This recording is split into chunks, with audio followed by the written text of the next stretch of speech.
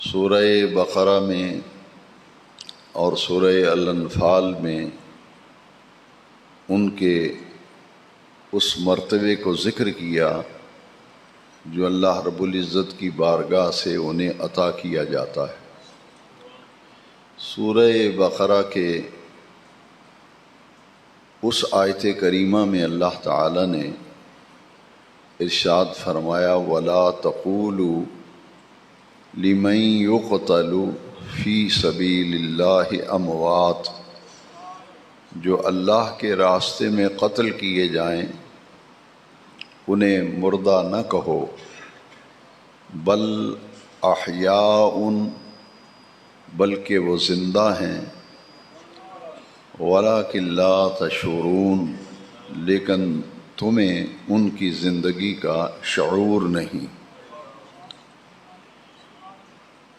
اس آیت میں یہ بتایا گیا کہ جو اللہ کے راستے میں مارا جائے، قتل کیا جائے، اسے مردہ کہنے سے اللہ رب العزت نے منع فرمایا، انہیں مردہ نہ کہو، مردہ مت کہو، وہ تو زندہ ہیں،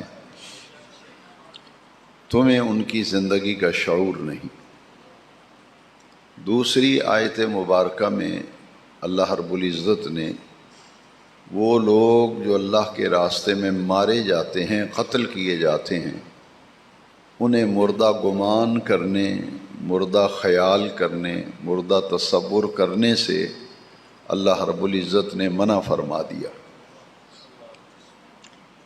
دوسری آیت کریمہ میں ذرا غور کیجئے، وَلَا تَحْسَبَنَّ الَّذِينَ قُتِلُوا فِي سَبِيلِ اللَّهِ أَمْوَاتًا، جو اللہ کے راستے میں مارے جائیں، قتل کیے جائیں، انہیں ہرگز مردہ گمان نہ کرو، انہیں مردہ تصور نہ کرو، انہیں مردہ خیال نہ کرو، بل احیاء، وہ تو زندہ ہیں، عند ربہم، اپنے رب کے پاس، یرزقون، انہیں رزق دیا جاتا ہے،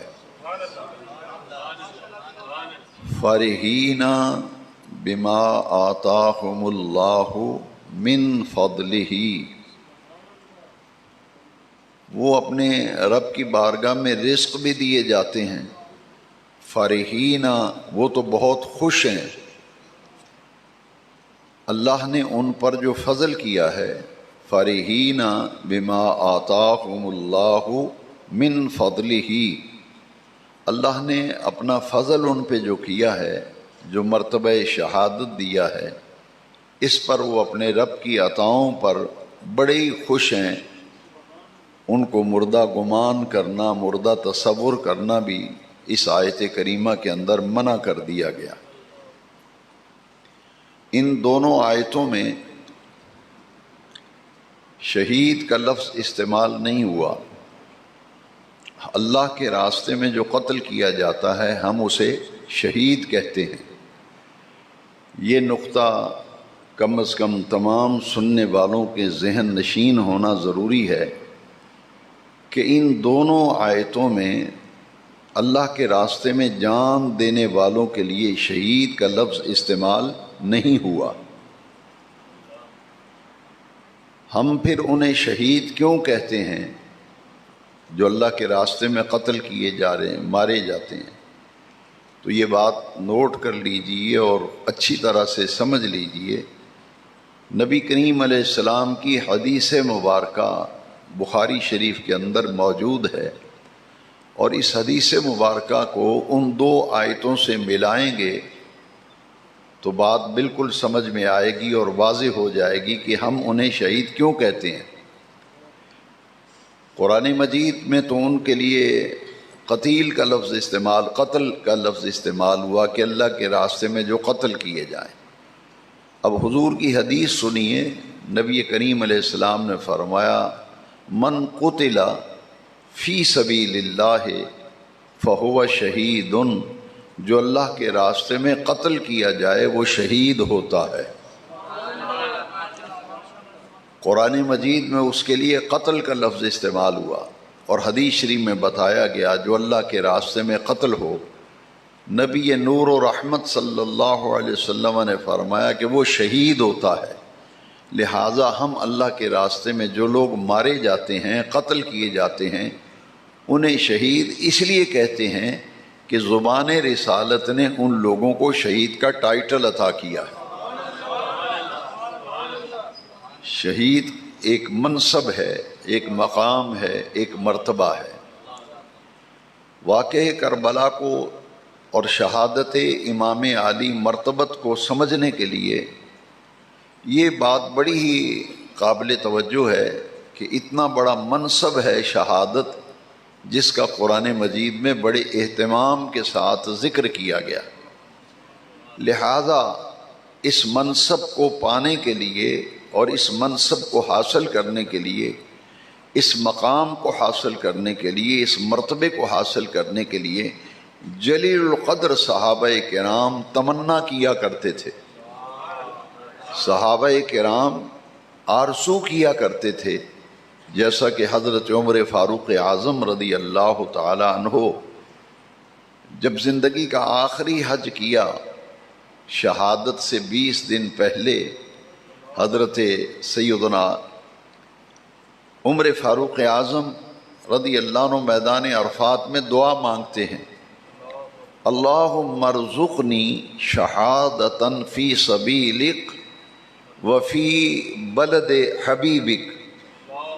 اے میرے پروردگار، اے میرے رب کریم، مجھے اپنے راستے میں شہادت کی موت عطا کر اور اپنے پیارے محبوب کریم علیہ السلام کے شہر مدینہ منورہ میں شہادت کی موت دے۔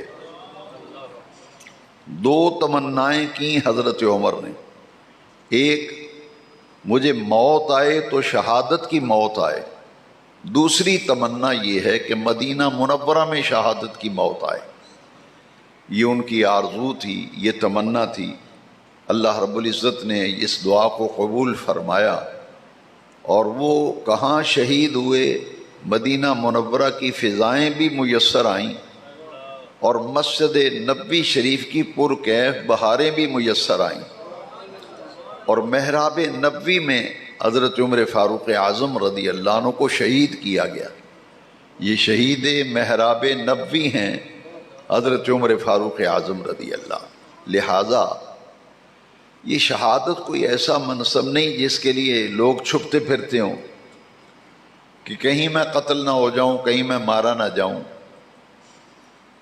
بالکل یہ انداز جو ہے آپ کو کہیں بھی نظر نہیں آئے گا۔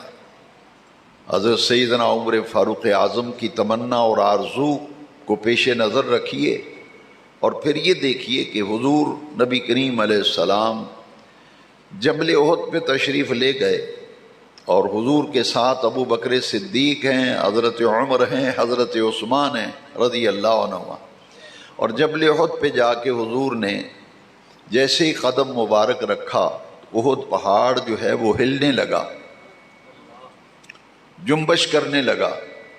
نبی کریم علیہ السلام نے اپنے دائیں پائے اقدس کی ٹھوکر ماری احد پہاڑ کو۔ حضور نے فرمایا اسبت احد فإنما علیک نبی وصدیق وشہیدان۔ اے احد پہاڑ ٹھہر جا، تجھ پر ایک اللہ کا نبی ہے اور ایک صدیق ہے اور 2 شہید کھڑے ہیں۔ شہادتیں بعد میں ہونی ہیں اور حضور پہلے بتا رہے ہیں، لیکن یہاں میں آج ایک اور اعتبار سے عرض کرنا چاہتا ہوں کہ کیا حضرت عمر و حضرت عثمان نے جب حضور کی زبان سے سنا کہ تجھ پر 2 شہید بھی کھڑے ہیں، تو کیا ان ہستیوں نے کبھی دعا کی کہ ہم قتل ہونے سے بچ جائیں، ہم شہید ہونے سے بچ جائیں؟ معلوم یہ ہوا کہ ایک ایسا منصب ہے جس کے لیے صحابہ تڑپتے تھے، آرزو کرتے تھے، مر جاتا ہے، ہیضے سے بستر پہ مر جاتا ہے، کیا کرتے تھے۔ جس طرح حسنین کریمین کے فضائل اور مناقب اور واقعہ کربلا حدیث کی روشنی میں ہم سمجھتے ہیں، پچھلے جمعے میں نے سارا بیان ہی اسی موضوع پہ کیا تھا، تاکہ آج جو ہم بیان کرنا چاہ رہے ہیں کہ آدمی شہید ہوتا ہے تو بعد میں اس کی شہادت کی خبر لوگوں تک پہنچتی ہے، فلاں مارا گیا، فلاں شہید ہو گیا۔ امام عرش مقام، امام عالی مرتبت، امام عالی وقار، نواسہ سید الابرار، جگر گوشہ بطول، راقب دوش مصطفیٰ، حضرت امام حسین رضی اللہ عنہ ابھی کم سن تھے تو ان کی شہادت کی خبر جو ہے اطراف و اکناف عالم میں مشہور ہو گئی تھی۔ کبھی حضرت حسین نے نانا جان سے نہیں کہا کہ آپ دعا کریں میں قتل ہونے سے بچ جاؤں، میں شہید ہونے سے بچ جاؤں۔ اطلاع اور خبر مشہور ہو گئی، لیکن آپ جانتے تھے کہ یہ اتنا اعلیٰ اور عرفہ منصب ہے، یہ تو بڑے مقدر والوں کو شہادت ملتی ہے۔ تو حضرت امام علی مقام اللہ کی رضا پہ راضی تھے، اس لیے شہادت کی خبر مشہور ہو گئی، لیکن بچنے کی دعا کبھی نہیں کی، اور نہ نبی کریم علیہ السلام نے کبھی حسین کے بچنے کی دعا کی۔ دعا مانگی تو حضور نے ایک ہی دعا مانگی، شہادت کی خبر دی، اطلاع دی نبی کریم علیہ السلام نے۔ سیدنا امام حسین رضی اللہ عنہ کے بچپن میں حضور نے دعا کیا مانگی تھی، ذرا غور کیجئے، اس دعا کو ذرا بڑا گہرائی میں جا کر ذرا سوچیں۔ حضور نے دعا فرمائی، اللہم آت الحسین صبرا واجرا، یا اللہ جب میرا یہ نواسہ، میرا یہ بیٹا کربلا میں شہید ہو رہا ہو تو میرے اس بیٹے کو صبر بھی دینا، اور جو شہادتیں اور قربانیاں پیش کرے اس پر اجر بھی عطا کرنا۔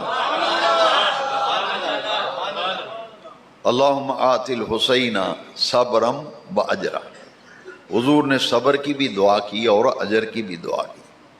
یہ ان کی شہادت کی خبر بچپن میں مشہور ہو گئی تھی۔ تو ان شہادتوں کو جب ہم دیکھتے ہیں کہ حضرت سیدنا امام حسین رضی اللہ عنہ کی شہادت، پوری تاریخ انسانی کا مطالعہ کریں، بہت لوگ شہید ہوئے، ہر دور میں شہید ہوتے ہیں، قیامت تک لوگ شہید ہوتے رہیں گے، لیکن جو شہرت شہادت امام حسین کو حاصل ہوئی ہے، کسی اور شہید کو وہ شہادت کی شہرت کا وہ مقام نہیں ملا جو حضرت حسین پاک کی شہادت کو مقام ملا، اس لیے کہ ان کی شہادت بڑی منفرد قسم کی شہادت تھی۔ آج ہر شخص کا اپنا ایک معیار ہے۔ سخاوت کا لفظ جب ہم بولتے ہیں تو سخاوت کا لفظ بولنا آسان ہے، فلاں صاحب بڑے سخی ہیں، فلاں بڑا سخی ہے، فلاں بڑا سخی ہے۔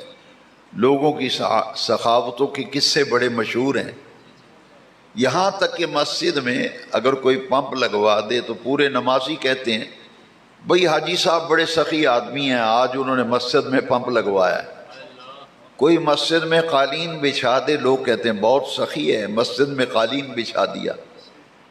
جو 5-10 دیگیں کسی محفل میں عطیہ کر دے، لوگ کہتے ہیں حاجی صاحب کی کیا بات ہے، آج کے سارے لنگر کا خرچہ انہوں نے اٹھایا ہے۔ لیکن ذرا چشم تصور میں سوچیں،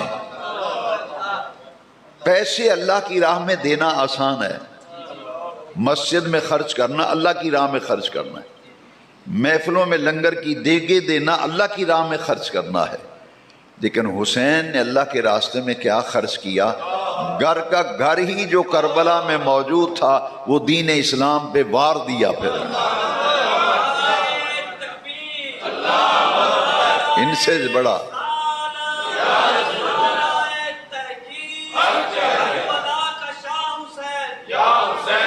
مسجد میں اگر کوئی 1000 روپے کا نوٹ دے تو اس کی جیب میں اور نوٹ پڑے ہوئے ہیں۔ بینک سے اگر 1 لاکھ کا چیک کاٹ کے کوئی مسجد کو کسی کو عطیہ کرتا ہے تو اس کے پاس تو پیسے موجود ہیں، پھر بھی ہم سخی پہ اس کی سخاوت کے ڈنڈورے پیٹتے ہیں۔ ذرا سوچئے سخی حسین پاک کی سخاوت کا کیا عالم ہے۔ امام حسین نے تو کربلا میں پلو جھاڑ دیا تھا، کچھ بھی نہ بچا تھا، کچھ بھی نہ بچا تھا۔ ایسی سخاوت کے 6 ماہ کے شیر خوار علی اصغر، ان کا خون بھی شجر اسلام کی آبیاری کے لیے پیش کیا گیا۔ وہ ناہنجار لوگ جو حضرت امام حسین پر معاذ اللہ اتہام لگاتے ہیں، وہ تو اقتدار کے لیے گئے تھے، وہ تو حکومت پہ قبضہ کرنے کے لیے گئے تھے۔ میں پوچھتا ہوں، جو جنگ کرنے کے لیے جائے، جو اقتدار پہ قبضہ کرنے کے لیے جائے، وہ 6 مہینے کے بچوں کو لے کے نہیں جاتا، نہ وہ پردے دار عورتوں کو ساتھ لے کے جاتا ہے۔ امام حسین کا نہ جنگ کا ارادہ تھا، نہ لڑائی کا ارادہ تھا، نہ قبضہ کرنا چاہتے تھے، وہ تو نانا جان کے دین کے تحفظ کے لیے گئے تھے۔ اس لیے کہ سن 60 ہجری میں یزید بدبخت جب اقتدار پہ قابض ہوا، اس نے آتے ہی نماز کی پابندی اٹھا دی، کہ نماز کی پابندی کو ختم کر دیا، اور خلافت علی منہاج نبوت جس کی آبیاری ابو بکر صدیق نے اپنے دور خلافت میں کی، پھر عمر فاروق اعظم نے آبیاری کی، پھر عثمان غنی نے آبیاری کی، پھر علی المرتضیٰ حیدر کرار نے خلافت کی آبیاری کی، پھر ان کے بعد امام حسن مجتبیٰ خلیفہ راشد ہوئے، انہوں نے خلافت کی، اس شجر کی آبیاری کی، اس گلشن کو آباد کیا۔ لیکن یزید نے اقتدار میں آتے ہی خلافت کی دھجیاں بکھیر دیں اور کیسر و کسرا کی روایات اور بادشاہت کو قائم کر دیا۔ عیاش مزاج تھا یزید، عیاش قسم کا آدمی تھا، عیش پرست تھا۔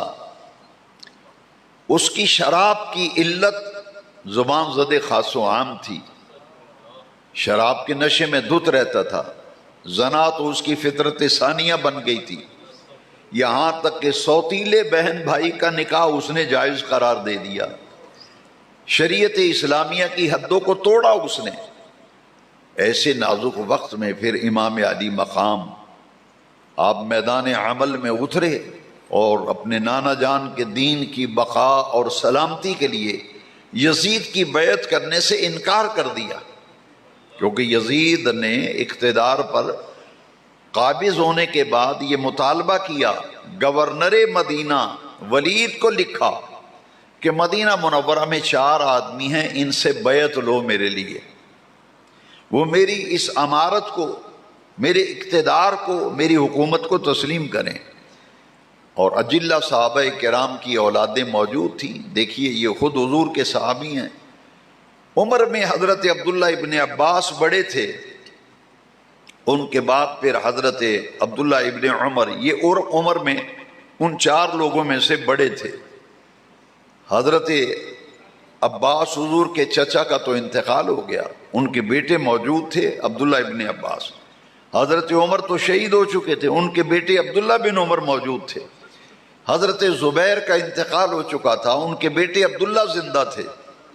ان تینوں سے بیعت کا مطالبہ کیا گیا، اور چوتھی بڑی شخصیت جو ہے وہ حضرت سیدنا امام حسین رضی اللہ عنہ کی ذات گرامی تھی۔ یہ دونوں جوان تھے، حضرت عبداللہ بن زبیر بھی جوان تھے اور حضرت امام حسین رضی اللہ تعالیٰ عنہ بھی جوان تھے۔ حضرت عبداللہ بن عباس اور حضرت عبداللہ ابن عمر عمر میں بڑے تھے، اب ان پہ بڑھاپے کی، ان 4 سے بیعت لو۔ حضرت امام علی مقام رضی اللہ تعالیٰ نے یزید کی بیعت کرنے سے انکار کر دیا، اس لیے کہ اگر کوئی ظالم کی حمایت کرے گا تو وہ بھی ظالم ہی تصور کیا جائے گا،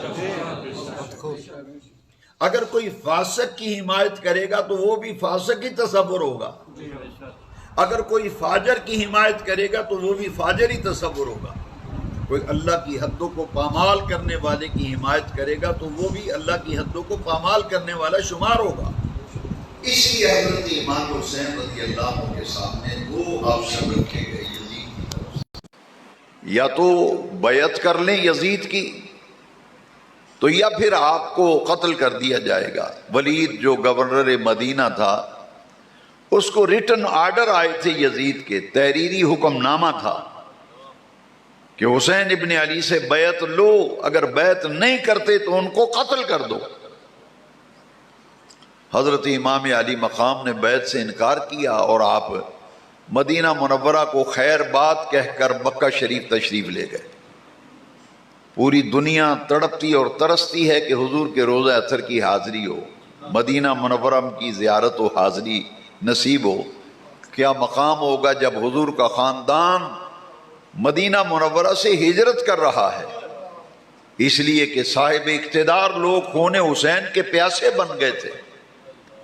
وہاں رہنا مناسب تصور نہ کیا، آپ پھر مدینہ منورہ سے مکہ مکرمہ تشریف لے آئے۔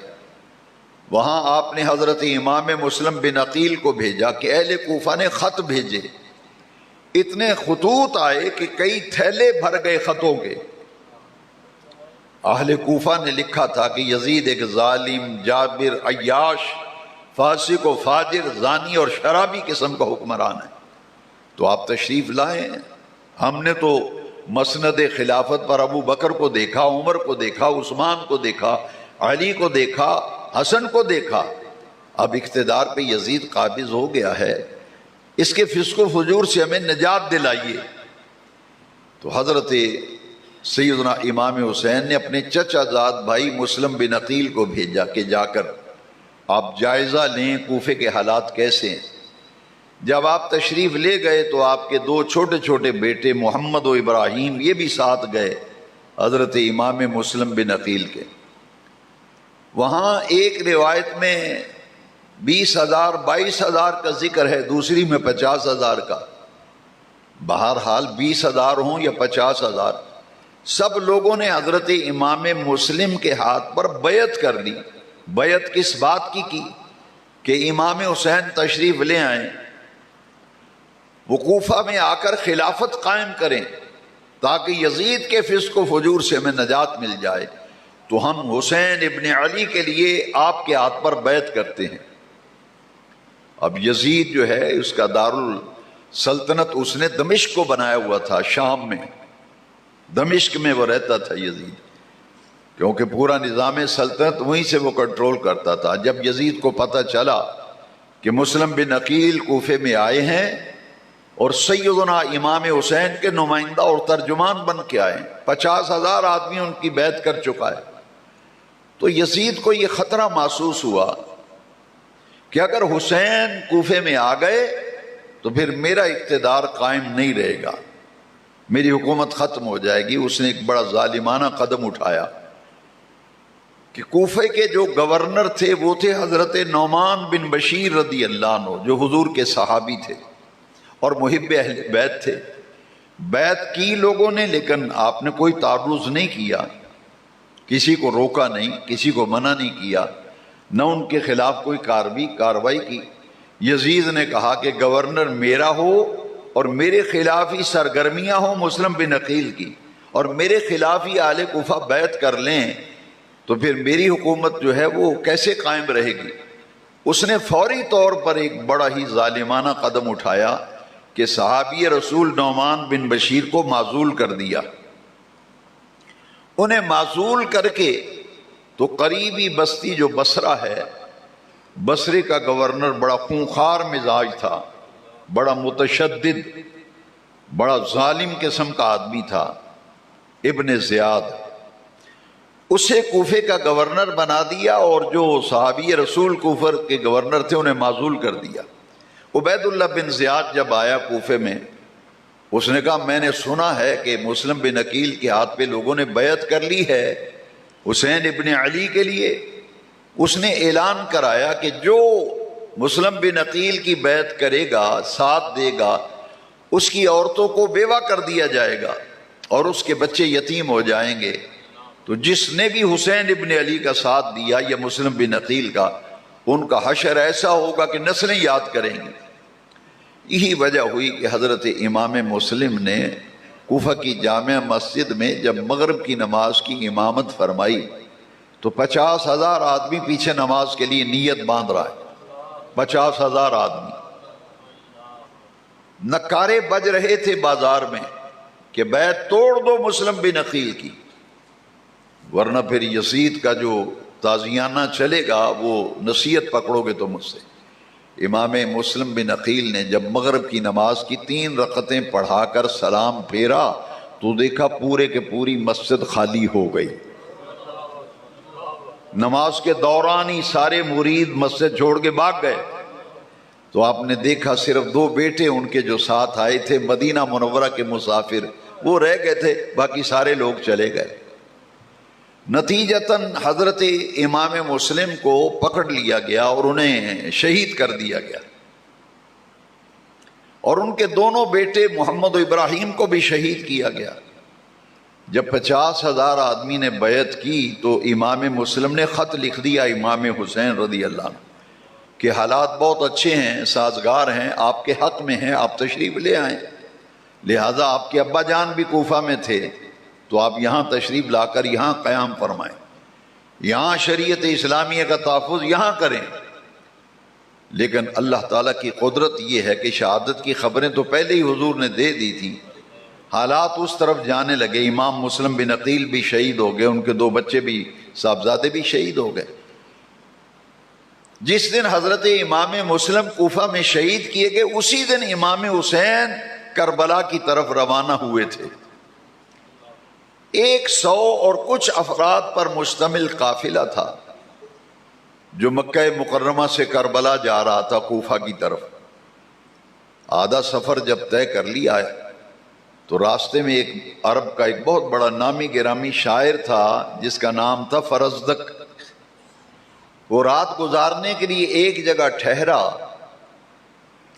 تو اسے کسی نے بتایا کہ یہاں یہ جو قافلہ ٹھہرا ہوا ہے رات گزارنے کے لیے، اس قافلے میں نبی کریم علیہ السلام کے نواسے حسین ابن علی بھی ہیں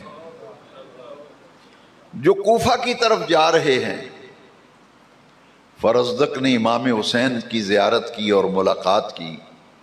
اس نے کہا کہ آپ کوفے کا ارادہ ترک کر دیں، یہاں سے واپس چلے جائیں، میرا تو یہی مشورہ ہے، کیونکہ آپ کے بھائی مسلم بن عقیل چچا زاد بھائی شہید کر دیے گئے ہیں، ان کے 2 صاحبزادے بھی شہید کر دیے گئے ہیں، اور امام مسلم کی بیعت کرنے والے 50,000 آدمی نے بیعت توڑ دی ہے، اب وہ یزید کے حامی ہو گئے ہیں، لہٰذا آپ اپنا ارادہ ترک فرما دیں اور واپس مکہ مکرمہ مدینہ منورہ چلے جائیں۔ امام حسین نے ارادہ فرما لیا، کیونکہ جنگ کی تو نہ لڑائی نہ جنگ، کوئی ارادہ ہی نہیں تھا۔ لیکن حضرت مسلم بن عقیل چونکہ شہید ہو چکے تھے، ان کے بھائی بھی تھے امام حسین کے ساتھ قافلے میں، انہوں نے کہا کہ ہمارا بھائی قتل ہو گیا، شہید ہو گیا ہے، تو ہم تو اس کا بدلہ لیے بغیر نہیں جائیں گے، ہم واپس نہیں جائیں گے، ہم تو جائیں گے کوفہ اور بھائی کے قتل کا بدلہ لیں گے جا کر کے۔ اب امام حسین رضی اللہ عنہ کی طبیعت مبارکہ میں وفات تھی تو آپ نے واپسی کا ارادہ ترک کر کے اپنے چچا زاد بھائیوں کے فیصلے سے اتفاق کیا اور پھر اس قافلے کا رخ جو ہے وہ کوفہ کی طرف ہو گیا۔ 2 محرم الحرام کو یہ کاروان اہل بیت، یہ قافلہ اہل بیت جس کی قیادت نواسہ سید الابرار سیدنا امام حسین اس قافلے کی قیادت کر رہے تھے۔ جب آپ کوفہ پہنچے رات کا وقت تھا، ابن سعد جو ہے عمر بن سعد جو یزید نے لشکر بھیجا تھا کہ امام حسین کسی طرح بھی کوفہ شہر میں داخل نہ ہوں، انہیں کوفہ سے باہر ہی گھیر لیا جائے اور انہیں مجبور کیا جائے کہ وہ میری بیعت کریں، اگر بیعت نہیں کرتے تو پھر انہیں قتل کر دیا جائے۔ 2 محرم کو آپ پہنچے تو انہوں نے کوفے کے راستے پہ ناکے لگا دیے، تمام راستے بلاک ہو گئے کہ آپ کوفہ میں نہیں داخل ہو سکتے۔ جب امام عالی مقام کوفہ کے قریب جہاں آپ رات کو ٹھہرے تھے، آپ نے فرمایا کہ سواریاں یہیں باندھ لو اور یہیں اتر جاؤ سامان وغیرہ لے کر کے۔ تو آپ نے وہاں جب اترے تو فرمایا تم میں سے کوئی جانتا ہے کہ اس جگہ کا نام کیا ہے؟ یہ ہم کس جگہ ٹھہرے ہوئے ہیں؟ ایک آدمی نے کہا کہ اس جگہ کا نام نینوا ہے، نینوا۔ آپ نے فرمایا کیا اس کا نام اور بھی ہے؟ انہوں نے کہا جی ہاں اسے کربلا بھی کہتے ہیں۔ جیسے ہی کربلا کا لفظ سنا امام حسین نے پڑھا اللہ اکبر، فرمایا یہ وہ جگہ آ گئی جہاں میں قتل کیا جاؤں گا، شہید کیا جاؤں گا۔ میں نے اپنے نانا جان سے سنا تھا ان امتی ستقتل ابنی ھذا بارض یقال لها کربلا، میرے نانا پاک نے فرمایا تھا میری امت کے ہاتھوں میرا یہ بیٹا حسین قتل ہوگا، شہید ہوگا، اور اس جگہ پہ شہید ہوگا یقال لها کربلا، جسے لوگ کربلا کہتے ہیں۔ روایات میں آتا ہے کہ سواریاں باندھنے کے لیے، جیسے قلعے جانور باندھنے کے لیے دیہاتوں میں قلعے ٹھوکتے ہیں نا، ساتھ جانور باندھتے ہیں، تو میخیں جہاں بھی گاڑی جاتی تھی وہاں سے خون نکلتا تھا۔ امام حسین نے فرمایا کہ جنگ صفین سے واپسی پر حضرت مولا علی میرے ابا جان اس جگہ پہ آئے تھے تو اور آپ نے اس جگہ کی فضاؤں کو سونگ کر بتایا تھا کہ یہی وہ میدان ہے جہاں میرا بیٹا حسین پیاسا شہید کیا جائے گا۔ فرمایا وہ ساری شہادتیں، وہ ساری خبریں میرے علم میں ہیں، میں جانتا ہوں کہ ہم اپنے مقتل میں پہنچ چکے ہیں، یہی میری قتل گاہ ہے، یہی میں قتل کیا جاؤں گا۔ 2 محرم کو یہ کاروان اہل بیت میدان کربلا میں خیمہ زن ہو گیا۔ 2 محرم سے لے کے 7 محرم تک مذاکرات چلتے رہے۔ ان کے 2 ہی مطالبے تھے یزیدیوں کے، یا بیعت کیجئے یزید کی یا پھر تیار ہو جائیے آپ کو ہم قتل کریں گے۔ تو امام حسین رضی اللہ عنہ نے فرمایا کہ میں یزید کے پاس، مجھے لے چلو، میں چلتا ہوں یزید کے پاس، میں اس سے براہ راست گفتگو کرتا ہوں۔ وہ براہ راست گفتگو کیا تھی کہ حضرت امام حسین کے پاس جو کوفیوں کے خط تھے نا، تھیلے بھرے ہوئے تھے خطوں سے، وہ یزید کو جا کے آپ دکھانا چاہتے تھے کہ یہ اہل کوفہ نے، میں خود نہیں آیا، یہ اہل کوفہ نے مجھے خط لکھ کر بلایا ہے اور یہ فلاں فلاں کے خطوط ہیں۔ اب وہ جانتے تھے کہ اگر امام حسین کو یزید کے پاس لے جایا جاتا ہے یا آپ چلے جاتے ہیں تو یہ تو خط دکھائیں گے تو پھر ہماری شامت آ جائے گی، اس لیے انہوں نے کہا کہ نہیں، 2 ہی آپشن ہے آپ کے پاس، مذاکرات ٹیبل ٹاک جب ہوئی نا تو 2 باتوں پہ، یا بیعت یا پھر قتل ہونے کے لیے تیار ہو جاؤ۔ حضرت خواجہ معین الدین چشتی اجمیری رضی اللہ عنہ نے پورے واقعے کربلا کی، یہ واقعہ کیوں پیش آیا، امام حسین کیوں شہید کیے گئے، پورے واقعے کربلا کو 1 رباعی کے اندر آپ نے سمیٹ دیا، ایسے جیسے کہ پورے دریا کو ایک کوزے کے اندر بند کر دیا۔ دیکھیے خواجہ غریب نواز معین الدین حسن چشتی اجمیری رضی اللہ عنہ کی رباعی، اس میں ہم بطور شعر ہی سنتے ہیں، لیکن میں چاہوں گا کہ ذرا اور کریں۔ ان میں کربلا کی حقیقت، شہادت حسین کیوں واقعہ ہوئی، اس کا جواب بھی پورا اس کے اندر ہے۔ خواجہ معین الدین فرماتے ہیں شاہ است حسین بادشاہ است حسین، دین است حسین دین پناہ است حسین، دے دیا مگر ہاتھ یزید کے ہاتھ میں نہیں دیا۔ فاسق و فاجر، ظالم، عیاش، زانی اور شرابی، حدود اللہ کو پامال کرنے والا، اس کے ہاتھ پہ کیسے بیٹھ گئی؟ اس ہاتھ پہ تو رسول اللہ بوسے دیتے تھے۔ امام حسین نے فرمایا نبی کریم علیہ السلام میرے ہاتھوں کو چومتے تھے، تو یہ ہاتھ میں اس فاسق و فاجر کے ہاتھ میں دے دوں؟ میں گردن کٹوانا مجھے منظور ہے مگر یزید کی میں حمایت نہیں کر سکتا، نہ اس کے ہاتھ میں ہاتھ دیتا ہوں۔ 7 محرم کو مذاکرات ناکام ہو گئے۔ اب یزیدیوں نے ایک چال چلی کہ یزید کا بڑا پریشر ہے، حکومت کا پریشر ہے کہ حسین سے بیعت لو بیعت لو۔ سیاسی مخالفین کو پھر تنگ کیا جاتا ہے، ناجائز پرچے کیے جاتے ہیں، پکڑ دکڑ کر کے اندر ٹھونس دیا جاتا ہے تاکہ جب شکنجہ کسا جائے گا تو گھبرا کے کہے گا چلو یار میرے ساتھ صلح کر لو۔ امام حسین کی استقامت دیکھیے ذرا، چاروں طرف سے راستے مسدود ہو گئے، نہر فرات پہ پہرے بٹھا دیے گئے، پرندے پانی پی رہے ہیں اور جانور پانی پی رہے ہیں۔ رسول اللہ کے خاندان کے 6 مہینے کے لیے اصغر کے لیے ایک بوند پانی بھی یزیدی دینے کے لیے تیار نہ تھے۔ کتنا بڑا ظلم تھا۔ 7 محرم کو نہر فرات پہ پہرے بٹھائے گئے، پانی کی بندش کر دی گئی تاکہ حسین تنگ ہو جائے، اور جب 3 دن پانی بند رہا، 7، 8، 9، 10 محرم کا جب دن طلوع ہوا نا، تو حضرت سیدنا امام حسین رضی اللہ عنہ نے اتمام حجت کے لیے فرمایا کہ میں لڑنے کے لیے نہیں آیا، میرے ساتھ تو بچے ہیں، عورتیں ہیں، یہ تمہارے خط ہیں، میں خود نہیں آیا۔ اور وہ لوگ جو امام حسین کو قتل کرنے کے لیے آئے تھے، ان میں وہ سارے لوگ سامنے کھڑے تھے جنہوں نے خط لکھے تھے۔ فرمایا یہ اے فلاں، یہ تیرا خط نہیں ہے، ایک ایک کا نام لیتے تھے امام حسین، یہ تمہارا خط ہے، یہ تمہارا خط ہے۔ انہوں نے کہا کہ چھوڑیے خطوں کے قصے کو، چھوڑیے، ہمارا مطالبہ ہے یہ یزید کی بیعت یا پھر قتل۔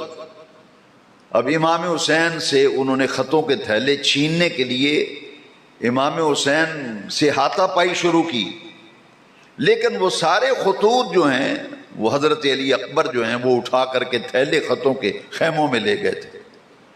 اب انہوں نے کہا کہ حضرت غازی عباس رضی اللہ تعالیٰ عنہ، ان سے حضور کے خاندان کی خواتین نے کہا کہ غازی عباس ہم تو گزارا کر لیں گی، لیکن یہ 6 ماہ کا علی اصغر جو ہے اس کا تو حلق خشک ہو رہا ہے، پانی کا کچھ قطرے چند مل جائیں تو کافی ہیں۔ غازی عباس گئے نہر فرات پہ، پانی کا مشکیزہ بھرا، لیکن ان ظالموں نے حضرت غازی عباس کا بازو کاٹ دیا تاکہ مشکیزہ نیچے گر جائے۔ آپ نے دوسرے بازو کے سہارے مشکیزہ بھی تھاما اور دانتوں سے بھی مشکیزے کو مضبوطی سے پکڑ لیا۔ انہوں نے دوسرا بازو بھی قلم کر دیا اور مشکیزے پہ تیر مارے، سارا کا سارا پانی زمین پہ گر گیا۔ غازی عباس کے دونوں بازو قلم ہو گئے، پھر ان پر نیزے مارے گئے، جس سے حضرت غازی عباس کی شہادت واقع ہو گئی۔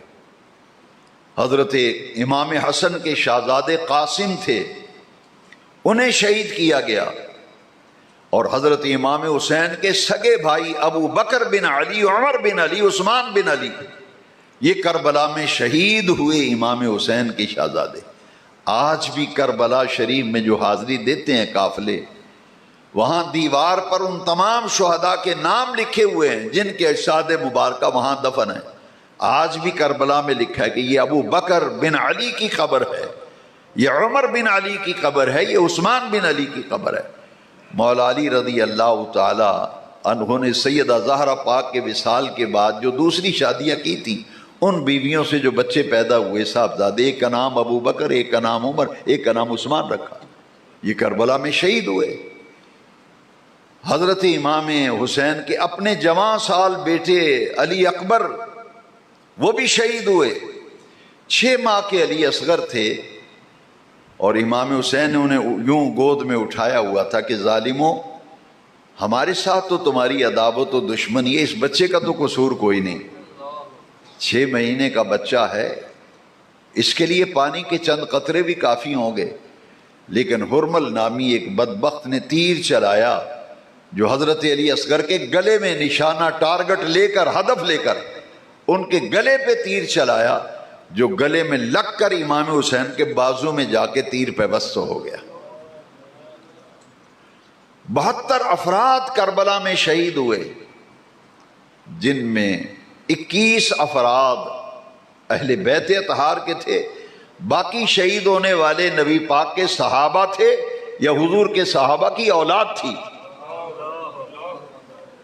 بعض روایات میں 17 کا بھی لفظ ہے کہ 17 افراد تھے اہل بیت کے، بعض میں 16 بھی ہے، لیکن میں نے جو تحقیق کی ہے میری رائے یہ ہے کہ کم از کم 21 افراد نفوس قدسیہ خانوادہ نبوت کے تھے، نبی پاک کے گھرانے اور خاندان کے لوگ تھے۔ اہل بیت اطہار تھے، باقی جو شہید ہوئے تھے کربلا میں وہ حضور کے صحابہ تھے یا صحابہ کی اولاد تھی۔ جب سب شہید ہو گئے تو آخر میں اکیلے حضرت امام حسین رہ گئے رضی اللہ عنہ۔ آپ نے جب ارادہ کیا میدان میں جانے کے لیے تو آپ کے ایک بیٹے تھے جن کا نام تھا زین العابدین، سجاد ان کا لقب تھا، بڑا شدت کا بخار تھا انہیں، بیمار تھے وہ بستر علالت پہ۔ جب دیکھا کہ سب شہید ہو گئے اور میں اکیلا بچ گیا اور میرے ابا جان بچ گئے، ان کا ابا جان بیٹے کے ہوتے ہوئے باپ میدان میں نہیں جاتا، میری زندگی کس خاطر ہے، پہلے مجھے جانے دیجئے۔ امام علی مرتبت، امام عرش مقام سخی حسین پاک نے فرمایا بیٹا تمہیں کسی حکمت کے تحت بیمار کیا گیا ہے، حسینی سیدوں کی نسل تم سے چلے گی۔ امام علی مقام گھوڑے پہ جب سوار ہوئے تو گھوڑے کو ایڑی لگاتے ہیں مگر گھوڑا چلتا نہیں ہے، لگام کو جھٹکا دیا گھوڑا چلتا نہیں۔ آپ پریشان ہو گئے کہ کہیں گھوڑا تھک تو نہیں گیا، صبح سے لے کے اب تک پھر لاشیں دیکھ رہا ہے، گوشت کی بوٹیوں کی ڈھیر لگے ہوئے تھے۔ تو جب گھوڑا چل نہیں رہا تھا تو گھوڑے نے امام علی مقام کا جو پٹکا تھا اسے منہ میں لے کے نیچے کھینچا کہ اے امام ذرا نیچے تو دیکھیں، میں اپنا قدم کیوں نہیں اٹھاتا؟ تو امام علی مقام گھوڑے سے نیچے اتر کے دیکھا تو ننھی سکینہ، اصل اس کا پروننسیشن اور تلفظ ہے سکینہ، مشہور سکینہ ہے، حضرت سکینہ گھوڑے کی اگلی دونوں سموں کو ننھے دونوں بازوں میں لیے ہوئی ہیں، کہتی ہیں گھوڑا میں تمہیں نہیں جانے دوں گی۔ قاسم گئے واپس نہیں آئے، علی اکبر گئے واپس نہیں آئے، جو میدان میں جاتا ہے واپس نہیں آتا، اور اگر تو چل پڑا میرے ابا شہید ہو گئے تو میں تو یتیم ہو جاؤں گی، لہذا میں تمہیں جانے نہیں دوں گی۔ امام علی مقام نے حضرت سکینہ کو اٹھایا اور سینے سے لگایا اور اپنی ہمشیرہ صابرہ کربلا سیدہ زینب سلام اللہ علیہ کی آغوش میں جا کے دیا۔ فرمایا بیٹا جب تمہیں میری یاد ستائے تو اپنی پھپھو کو دیکھ لینا۔ حضرت سیدہ زینب سے حضرت امام پاک نے فرمایا بہن زینب دیکھنا صبر کرنا، میری لاش کے ساتھ پتہ نہیں کیا کیا جائے گا۔ ایمان سے بتاؤ جو لوگ چوں چوں کرتے ہیں، دشمن کے اڈے بندہ چڑھ جائے وہ معاف کرتا ہے؟ ہائے ہائے ہائے، گھیرے میں آ گئے امام حسین رضی اللہ عنہ، چاروں بہت سے کوفیوں کو جہنم واصل کیا۔ انہوں نے کہا کہ یہ اس کے ہاتھ میں ذوالفقار حیدری ہے۔ کربلا میں امام حسین نے وہ امامہ باندھا تھا جو امامہ رسول کریم باندھ کر مسجد نبوی میں جمعہ پڑھایا کرتے تھے۔ حضرت امام حسن کا پٹکا تھا جو کمر سے باندھا تھا، ہاتھ میں مولا علی کی تلوار تھی ذوالفقار، شاہ مرداں شیر یزداں قوت پروردگار، لا فتح الا علی لا سیف الا ذوالفقار۔ ذوالفقار حیدری نے اپنے جوہر دکھائے نا تو یزیدیوں نے کہا کہ یہ حسین اس طرح اگر لڑتا رہا پھر تو گاجر مولی کی طرح کاٹے گا ہمیں۔ عمر بن سعد نے کہا کہ اب دیکھتے کیا ہو، حسین تو گھیرے میں ہے۔ تیروں کی بارش کی گئی، دائیں طرف سے تیر آ رہے ہیں، بائیں طرف سے تیر آ رہے ہیں، سامنے سے تیر آ رہے ہیں، عقب سے تیر آ رہے ہیں۔ امام حسین رضی اللہ تعالیٰ عنہ کے جسد مبارک پر زخموں کی شدت جب ہوئی، اللہ اکبر، امام زین العابدین سے کسی نے پوچھا واقعہ کربلا کے بعد کہ آپ کے ابا جان کے جسم پر کتنے زخم لگے تھے؟ یہ روایت امام زین العابدین کی ہے جو واقعہ کربلا کے واحد عینی شاہد ہیں۔ فرماتے ہیں میرے ابا حضور کے جسد مبارک پر 360 زخم لگے تھے، 360 زخم، اور گھوڑے سے زمین پہ امام علی مقام تشریف لے آئے، جسم میں ہمت نہیں رہی، 360 زخم ہیں، خون بہہ گیا ہے۔ اللہ اکبر، حضرت زین العابدین سے کسی نے پوچھا کہ امام حسین کو گھوڑے کی زین سے خدا کی زمین پر آنے میں کتنا وقت لگا تھا؟ تو گھوڑے سے نیچے زمین پہ آنے میں 1 سیکنڈ لگتا ہے، لیکن امام سجاد بیمار کربلا، رسول اللہ کے خاندان کا کربلا میں ایک ہی فرد بچا تھا جو میرے سخی لجپال حسین پاک کا نور نظر لخت جگر زین العابدین تھا۔ فرمایا 9 دقیقہ 9 منٹ لگے تھے امام علی مقام کو گھوڑے کی زین سے خدا کی زمین پر آنے میں، 9 منٹ۔ کسی نے پوچھا کہ 9 منٹ امام کا جسم کہاں رہا؟ امام سجاد زین العابدین فرماتے ہیں 9 منٹ تک سلطان کربلا نواسہ سید الابرار، رسول اللہ کی زبان کو چوسنے والا، رسول اللہ کے کندھوں پہ کھیلنے والا، جن کو رسول اللہ سونگا کرتے تھے، فرمایا میں حسن و حسین کو اس لیے سونگتا ہوں مجھے ان دونوں سے جنت کی خوشبو آتی ہے۔ 9 منٹ امام زین العابدین نے فرمایا 9 منٹ سلطان کربلا نواسہ سید الابرار امام عرش مقام جنت کے جوانوں کے سردار سخی حسین کا جسد پاک 9 منٹ نہ گھوڑے کی زین پر تھا نہ خدا کی زمین پر تھا، نیزوں کی نوک پہ۔ زین العابدین سے پوچھا تو پھر 9 منٹ کہاں رہے امام؟ سیدنا زین العابدین نے فرمایا 9 منٹ تک نیزوں کی نوک پہ امام پاک کے جسد پاک ظالموں نے اٹھائے رکھا۔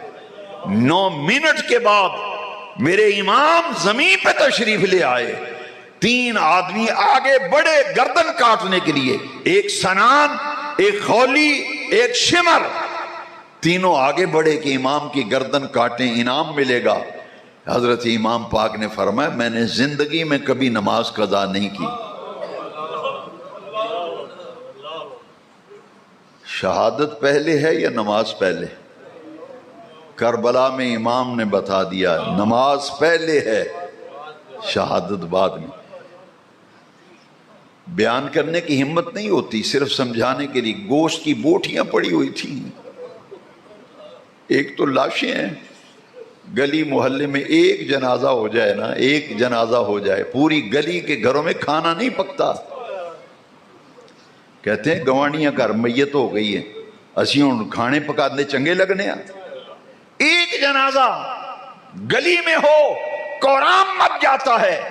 رسول اللہ کے غلاموں، اہل بیت کے نیاز مندوں، کیا مقام ہوگا جب کربلا کے مسافر، غریب الدیار مدینہ کے مسافر کربلا میں تھے، 72 جنازے کربلا میں اہل بیت اطہار کے خاندان اور امان کے پڑے ہوئے تھے۔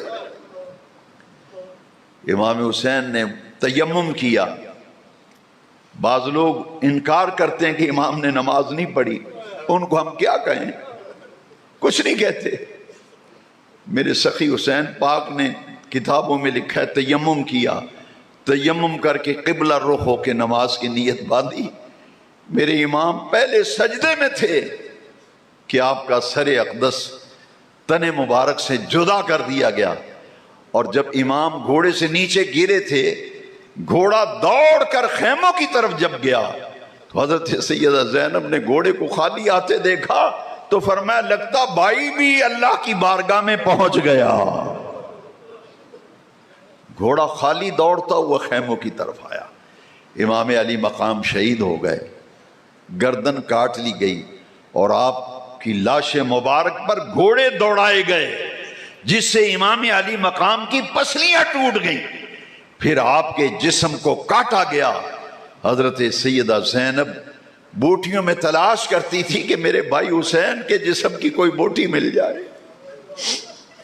تاریخ میں لکھا ہے کہ حضرت سیدہ زینب لاشوں میں بوٹیوں کو دیکھ رہی ہیں، اچانک دیکھا کہ بھائی حسین کا ایک کٹا ہوا پاؤں مل گیا۔ سیدہ زینب نے فرمایا ظالموں، میرے حسین کی لاش کی بے حرمتی کی، پائے مبارک کاٹ کر پھینک دیا گیا۔ اللہ اکبر اللہ اکبر۔ قرآن نے کہا جو اللہ کے راستے میں قتل ہو جائے انہیں مردہ نہ کہو۔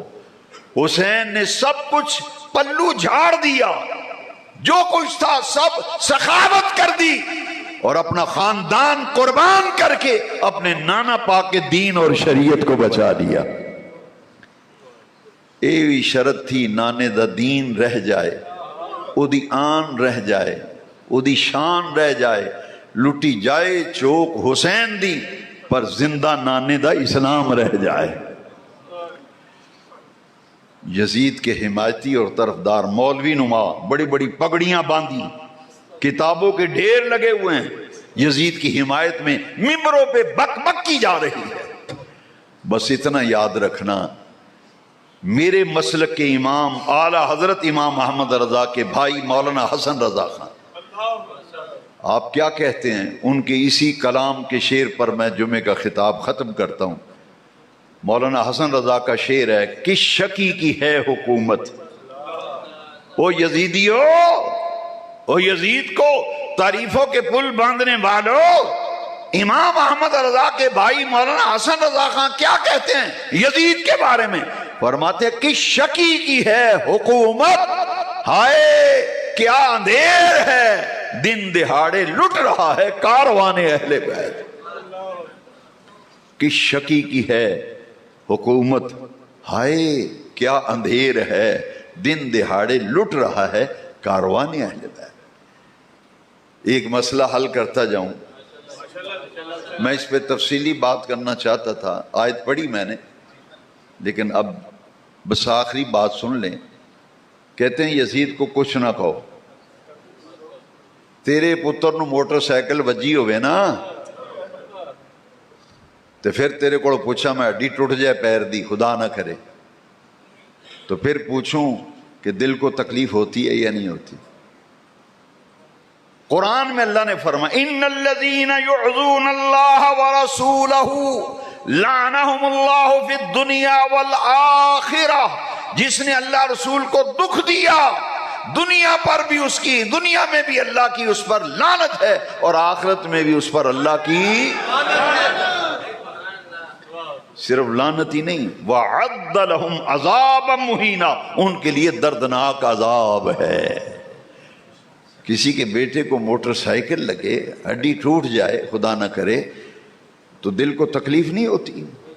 یہ کہتے ہیں جی کچھ نہ کہو، حسین کے غم میں رونا بھی رونے سے منع کرتے ہیں، رونے سے منع کرتے ہیں۔ اللہ اکبر۔ کہتے ہیں جی سوگ 3 دن ہے، 1400 سال ہو گئے، آپ کیوں روتے ہیں؟ ہائے ہائے ہائے، اس پر پھر کسی بات کروں گا، آج صرف اتنی بات۔ امام حسین تہجد کا وقت تھا، حضور تہجد کی نماز پڑھ رہے تھے، مسلم شریف میں حدیث شریف ہے، تہجد حضور پڑھ رہے ہیں، حسین پاک کی رونے کی آواز آئی، چھوٹی عمر، شیر خارگی کی عمر۔ جب سلام پھیرا نا تو حضور نے اپنی بیٹی زہرا سلام اللہ علیہ، بیٹی حسین کو رونے نہ دیا کرو، جب حسین روتا ہے تو میرا دل بے قرار ہو جاتا ہے۔ اور جن کا رونا حضور برداشت نہیں کرتے، ان کے جسم پر 360 تیروں کے زخم تھے، گردن مبارک سر اقدس کاٹا گیا، پاؤں مبارک کاٹا گیا، اور ہڈیاں اور پسلیاں توڑ دی گئیں امام پاک کی۔ کیا سمجھتے ہیں رسول اللہ کو کوئی اذیت نہیں ہوئی؟ قرآن نے کہا جس نے اللہ رسول کو دکھ دیا دنیا میں بھی اس پہ اللہ کی لعنت اور آخرت میں بھی اسے اللہ کی لعنت۔ تیری ماں مر جائے سال بعد جب دن آ جائے ملا، اس وقت کہتا ہے سال بعد جس دن، ایمان سے بتاؤ عید کے دن کسی کا جوان بھائی فوت ہو جائے، کسی کا جوان بیٹا عید کے دن فوت ہو جائے، سال کے بعد عید آتی ہے، وہ کپڑے نہیں پہنتا، کہتا ہے آج میرے بھرا دی وفات دا دن ہے، آج دے دیہڑے میری اماں بہشتی دنیا تو گئی سی، آج دا دیہڑا میرا باپ بہشتی دنیا تو گیا سی، وہ تیرا باپ اور ماں بھائی مرے عید کے دن، تو اس دن پریشان ہو جاتا ہے۔ کیا مقام ہے ان ہستیوں کا جن کی شان میں قرآن کی آیتیں اتری، جن کی شان میں حدیثیں ہیں، جب ان کی شہادت کا دن آتا ہے مسلمان کا دل مغموم ہو جاتا ہے۔ شہادت امام حسین کی جب بھی محرم کا چاند نظر آتا ہے ایمان سے ایسے لگتا ہے اسی سال واقعہ کربلا پیش آیا. بڑی بڑی شہادتیں ہوئیں مگر حسین کی شہادت ایسی انوکھی ہے. کربلا میں حسین نے نماز بھی ایسی پڑھی جیسی کوئی پڑھ سکتا، صبر بھی ایسا کیا جیسا کوئی کر سکتا. جب تک سورج چاند گردش کرتے رہیں گے کائنات کا ذرہ ذرہ، پتا پتا اور پانی کے ذخائر کا قطرہ قطرہ حسین کی عظمتوں کو سلام کرتا رہے گا اور کہتا رہے گا میرا سلام عقیدت ہو اس گھرانے کو حسین پال کر دیا جس نے زمانے میرا سلام عقیدت ہو اس گھرانے کو حسین پال کر دیا جس نے. یوں کہا کرتے ہیں سنی داستان اہل بیت، یوں کہا کرتے ہیں سنی داستان اہل بیت. وآخر دعوانا